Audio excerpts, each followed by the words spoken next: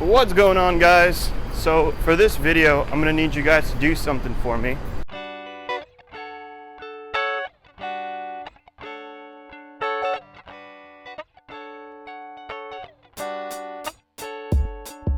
Pull out your cell phone and go into your notes or whatever and type in the word rehumanization. Now, if you did this right, it should look a little something like this.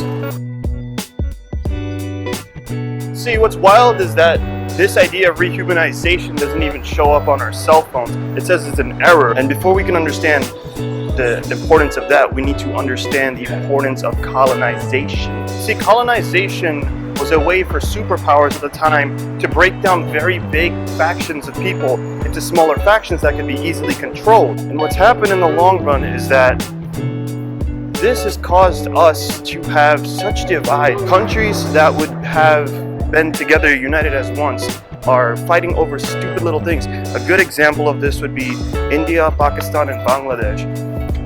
Primarily, their culture is very similar, but because of colonization, the separation of these countries, they want to fight and argue with each other all the time, and it doesn't make sense. But to take it a step further, we're also going to be talking about dehumanizing themselves as well as the people they're trying to colonize.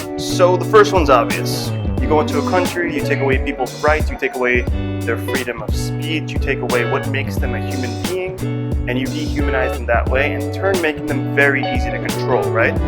But on the flip side, when the colonizer dehumanizes the colonizee, they in turn dehumanize themselves. And why does this happen? The people who are the colonizers don't understand that by colonizing another place and losing their humanity, it's just hurting them in the long run, because they lose the ability to feel anything. They lose the ability to have a happy life, to feel happy emotions, to feel sad emotions, because you need to feel all of that. And in turn, it just messes them up. And what's really interesting to see is that these effects are still around today.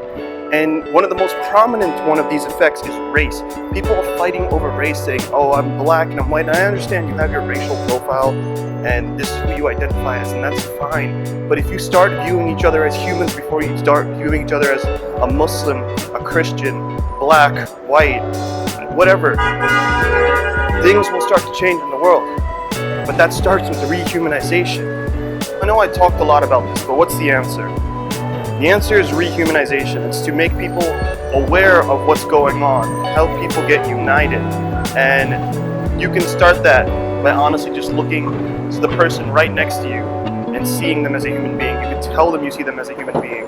And this is not going to be easy. It's not going to happen overnight, but one step at a time is how battles are won.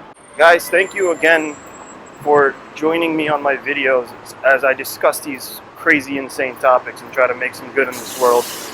This video was a little bit rushed. It's been a busy weekend, busy week. I wanted to drop some knowledge. I'm probably going to revisit this topic in a lot more depth at some point, but I just needed to drop something for you guys. And again, let me know in the comments below anything I could be doing better. I'm using a different mic now, so there should be a lot less scratchiness. And I'll see you guys in the next video.